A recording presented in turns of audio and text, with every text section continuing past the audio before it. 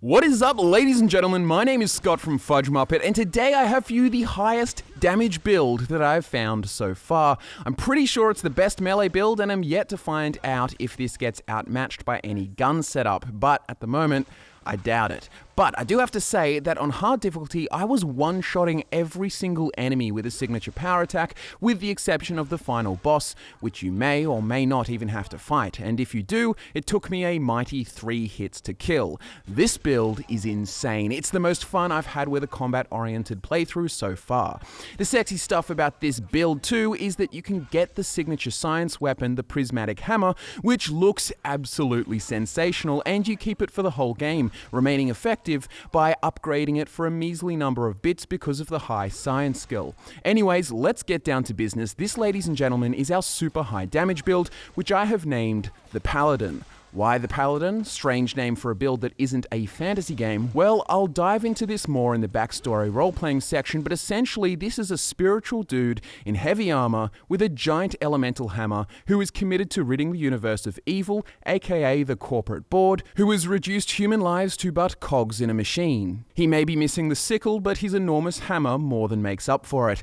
And that was another inspiration. The hammer with its scientific effects for a space paladin, instead of magical effects on a hammer for a fantasy paladin. But without further ado, let's clue you in on how to build this character. So when you're first building a character, you need to pick your attribute values. I'll go through every single attribute and explain my rationale behind the decision. First, strength. We want this at very high. We want the max 30% boost to melee damage. The extra carry weight's also nice, but the main reason is maxing out that damage potential, plus it helps our relevant skills. Next, we have dexterity. That, once again, we want at very high. Reason being because it maximizes our damage potential because of the increased melee weapon swing speed.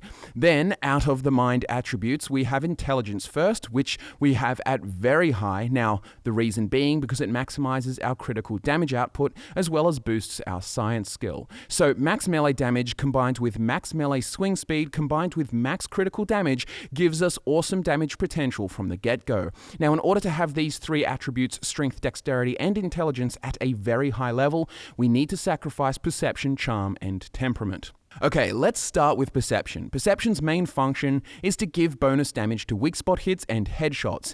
And if you have a below average in the stat, weak spot and headshot hits do no additional damage.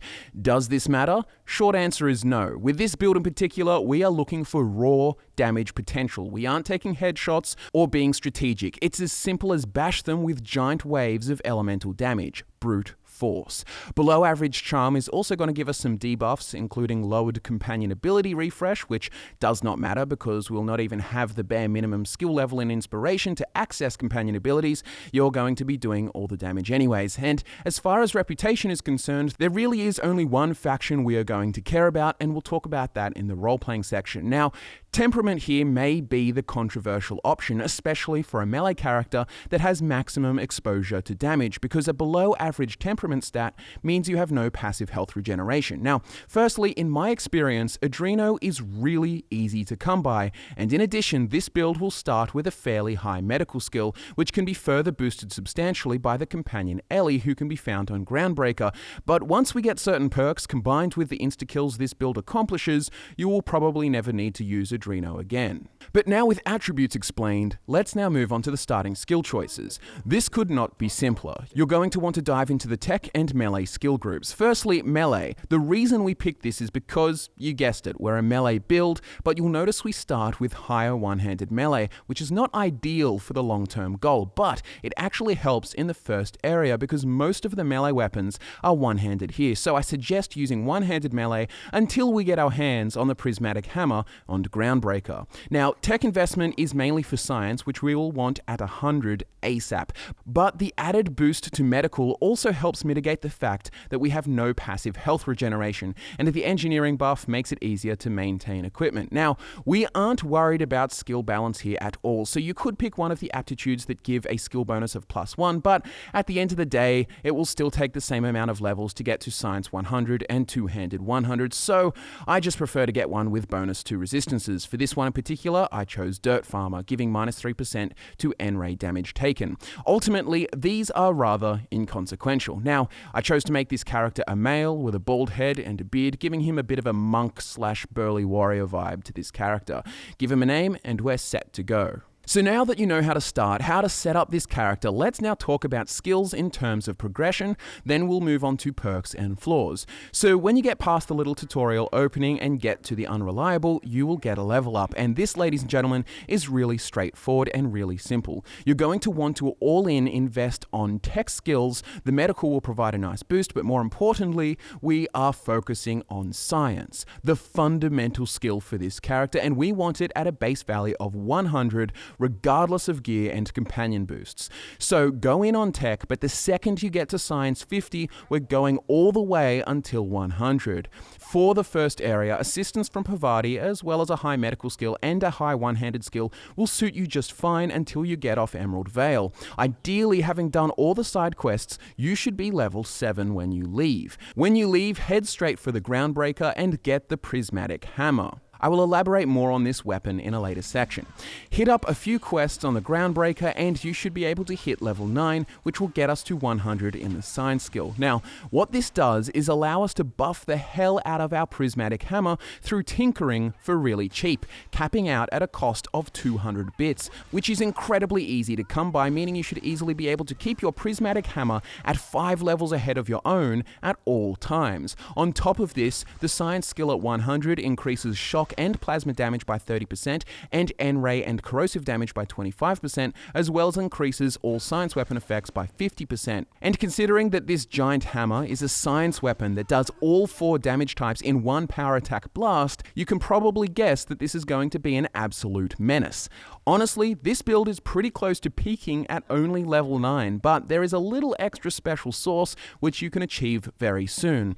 The next skill focus is all about getting your melee skill up and focusing on getting two-handed to 100, but honestly, if you're already cleaning up with, say, only a two-handed of 50, you may want to diversify a bit. But this build is really straightforward. Super high science, super high melee, and you're golden. After that, it's complete. Maybe some dialogue, maybe some other tech investment like medical and engineering, maybe a little stealth for hacking and lockpicking, but honestly, it's up to you. I think leadership is almost pointless for this build because you can just clean up so easily. Your companions are essentially company and additional targets for your enemies. Also, some people may notice the lack of dodge or block skills, which you would think are important for this character. Well, I thought so too, but with this build in particular, they are both a waste of time. You just waltz in and slam that hammer and they're gone. You're a juggernaut. The best defense is an incredibly OP offense.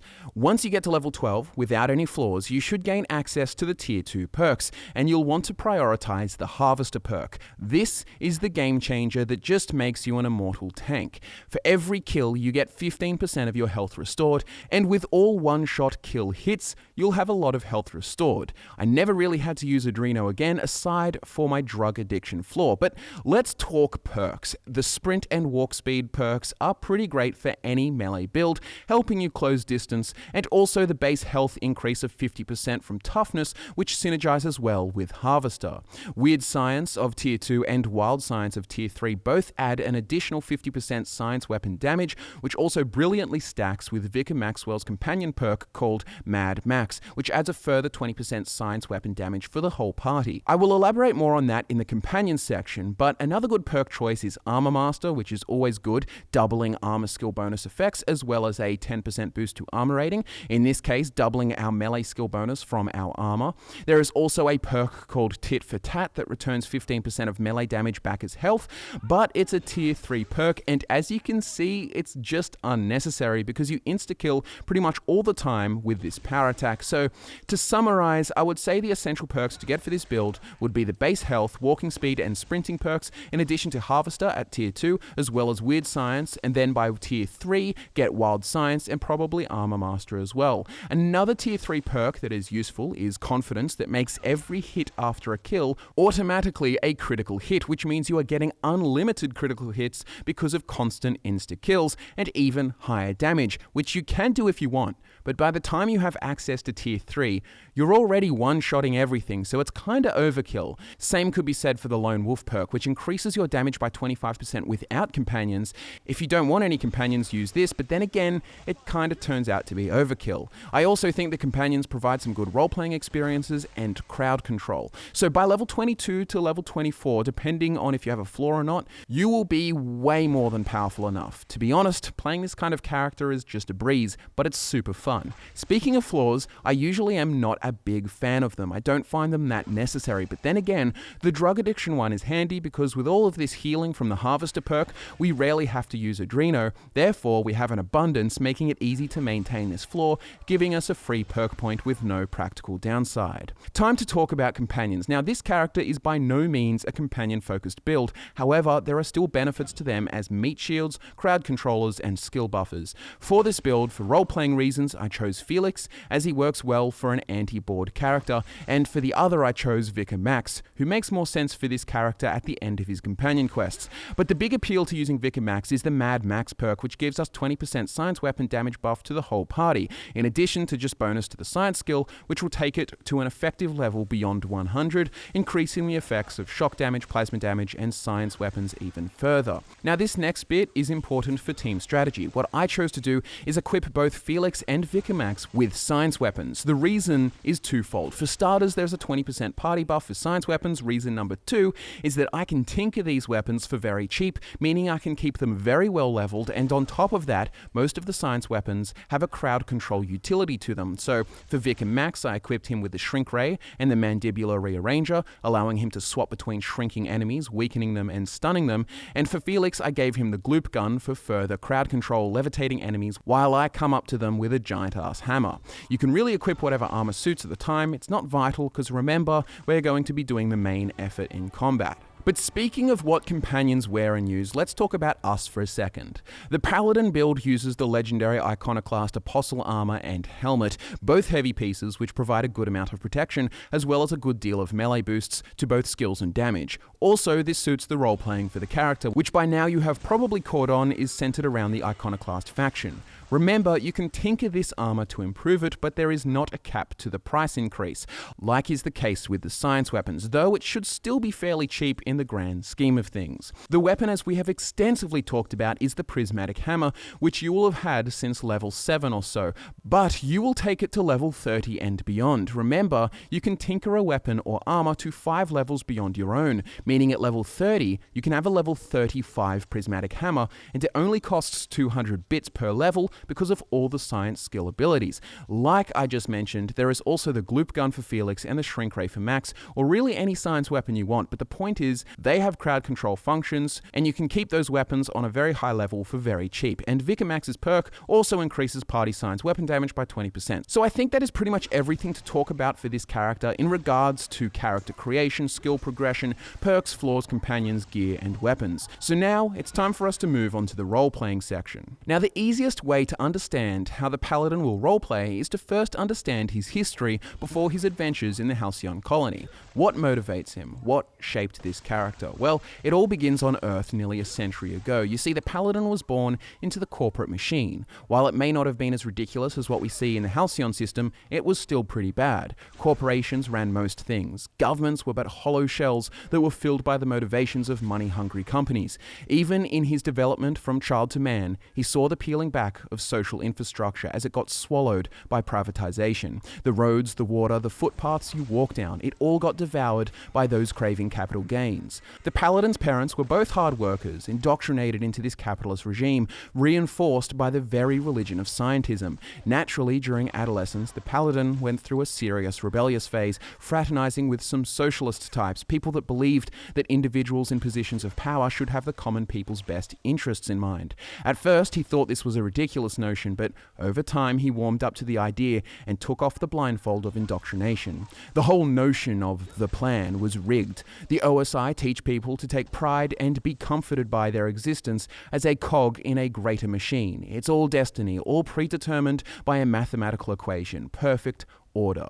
The Paladin rejected this paradigm. It's merely corporate agenda infiltrating the culture, teaching people to be complacent and accept the terrible conditions they have been subjected to because it's all part of the plan. This deterministic philosophy is used only to justify any cruelty or misfortune that would befall the layman. He spent many years with this group in secret, bringing others into the fold, trying to spread awareness. However, by the time the Paladin was 27, after 12 years of being with the group, this endeavor backfired, as double agents had infiltrated and exposed this pro-people so-called radical organization. Many were arrested. However, the Paladin was hidden by his mentor and smuggled aboard the Hope with a fake identity in order to escape a lifetime of imprisonment. Next thing he knows, the Paladin has spent 70-odd years in cryo and is being awoken by a mad scientist by the name of Phineas Wells. It would seem that millions of light years away from Earth, the corporate tyranny is the same, if not even worse. So right now for role-playing, this can get a little spoilery, like which factions you can help and join, that kind of thing. So watch out. You've been warned. So once we get aboard the Unreliable and start our adventure in Halcyon, the Paladin is going to be entering with a very specific role-playing idea. He's going to be disgusted and surprised by the insane degree to which capitalism has been able to replace the very essence of humanity. He is sympathetic to the common man and seeks to end the plight of the bored. He will assist Phineas Wells at every turn against the regime. He would assist both Edgewater and the deserters, and I think the most ideal solution for the Paladin is to have Edgewater run by Adelaide, as the alternative would doom too many innocents. The Paladin always strives to help the common man, not holding it against them for merely being a part of the system. He would ideally like an independent groundbreaker, and he would also work against the Sublight faction given the opportunity. They are just as bad as the board. Same principles of the corporations, get filthy rich by any means necessary. The only difference is that the board built the system, so they get to call what is legal and what is not. The Paladin would find Sanjar as an incompetent who yearns to be a part of the system, so MSI won't be his best friends, but you can still help the common folk in Stellar Bay. However, the Iconoclasts are the priority faction. The Paladin finds a great friend in Graham and believes in his cause. He will help the Iconoclasts extensively and even don their signature armor. Zora may be the preferred leader, but I'll leave that up to you. Either way, the Paladin wants to bring the philosophist ways to the masses and tear down the board, so that together they can make a Halcyon colony that is wonderful for all of humanity.